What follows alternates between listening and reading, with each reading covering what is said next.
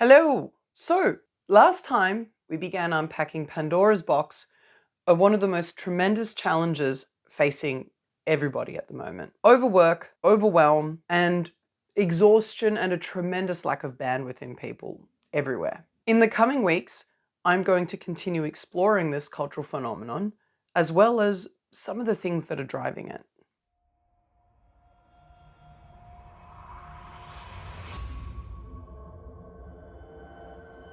Something that I've noticed in working with a lot of my clients is that many of us don't actually have a particularly strong understanding of what rest really even means in the first place.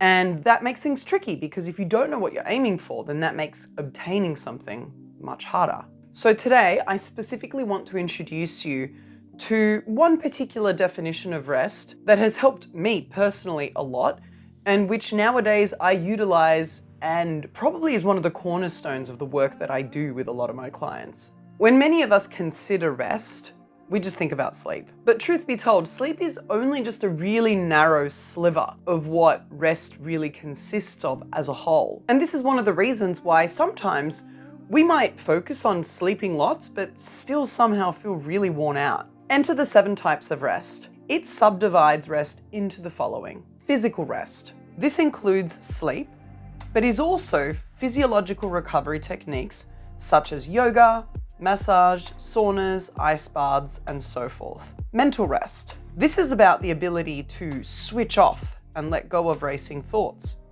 which, while some may argue that, I just can't do that, is a trainable skill that you can work on and improve on. Sensory rest. This is a big one. This is closely tied in with our ability to let go of modern life's addiction to technological devices and an excess of information. Creative rest. This is about awakening our sense of awe, whether it be through engaging with the arts or with nature. Emotional rest. This is about vulnerability and authenticity, about saying what you mean and meaning what you say, rather than people-pleasing and self-censoring. Social rest. This is about prioritizing the relationships that fulfill us over those that drain us. Spiritual rest. This can be about religion, but it can also refer to a connection to a greater purpose in general, and a belonging, whether it be to a community or to the universe as a whole. As a coach, a surprisingly large amount of the work that I do revolves around clients having deficits in one or more of these areas. And when there's a struggle to regain these, the blockages are usually around unhelpful patterns or beliefs that the person holds around why they ought to keep themselves in these deficits in the first place. It could be the belief that if they take a day off, take breaks, or sleep enough, they're going to fall behind, end up in trouble, or get sacked. And so instead they end up being so exhausted and so overworked that they end up performing really poorly due to the cognitive impairments that happen when you allow yourself to get that exhausted in the first place. Or it could be about the fear of ending up alone if they were to set a boundary with family members or other loved ones who might be disrespecting them. And instead, built-up resentment prevents them from connecting authentically and enthusiastically with these other people anyway, while not standing up for themselves prevents them from being able to feel connected to themselves as well. So you can probably see how some of these unhelpful beliefs actually keep us trapped, living the very nightmares that we're trying to run away from in the first place. We simply do not operate well when we're in a completely exhausted state. But we also tend to receive what we're focusing on, even if not that is what we're telling ourselves. We're still focusing on that. The 7 types of rest are really great because they're words that we all at least somewhat understand what they mean, and it allows an individual to decide what it means for them, what an ideal in each of those areas means for them, and consequently where they might be lacking. However, while this is an excellent starting point, the next step is where it starts to get trickier, because then we have to ask the question of how and why these deficits might be occurring in the first place, and what to do about it.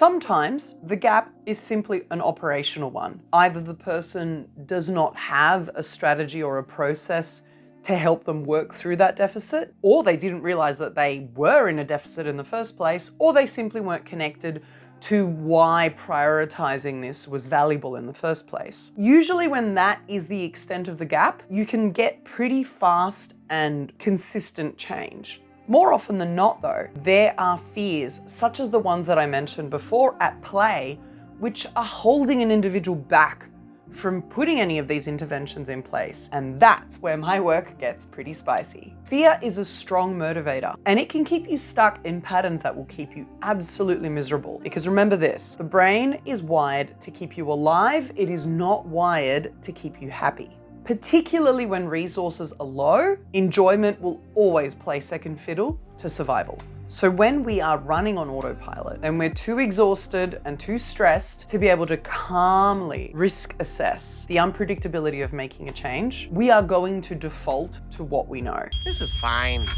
I'm okay with the events that are unfolding currently. That's okay. Things are gonna be okay. And we will do this because it kept us alive in the past, even if we know that it's not what we actually want. So when this is happening for a client, we first have to identify what that unhelpful default pattern is, figure out what the fear is, what the unhelpful belief is, and pull all of that apart in order to be able to unlock potential for a change in the first place. Join me next time, where I'm going to start to go through some of these common unhelpful patterns that keep us exhausted, disconnected, stuck from being able to have a fulfilling life, but most importantly, what to start doing about it. Peace out. Speak then.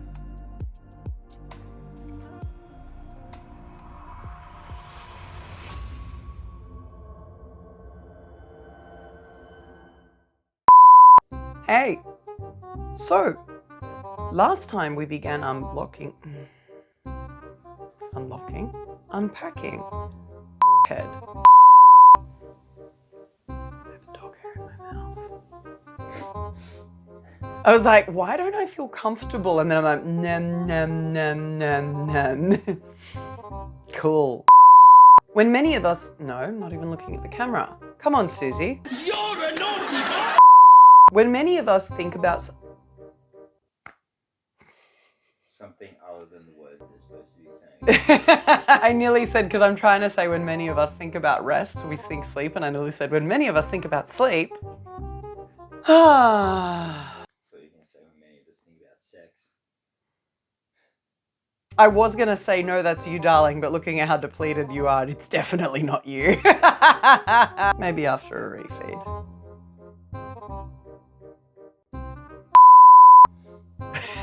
Now you're gonna make me laugh.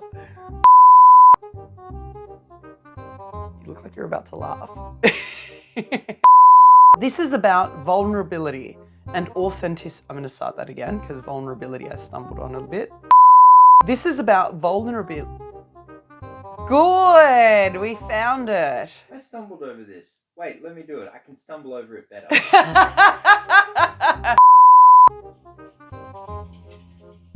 It's a cockamouse. Oh, good.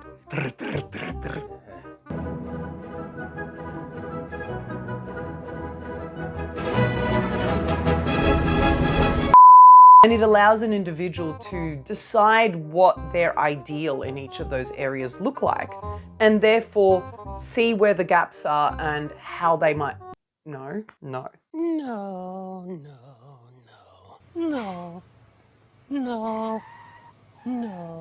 That's exactly what it doesn't do. Shut up, Susie. The 7 types of rest are really great because they're all Okay, don't hurt yourself. Thanks. I've probably heard that more often than I would prefer. No, shut up, Susie. Why do you keep deviating from the script, for fuck's sakes? Fear is a strong motivator. And I forgot what I was going to say. Cool. Because the brain is not designed. No, wired. Don't say designed. That's been waiting to get out for a while. But I believe it. Peace out. Speak then. Not speak then. Just drop it. It's peace out because that doesn't make sense. Herp, derp, derp, derp.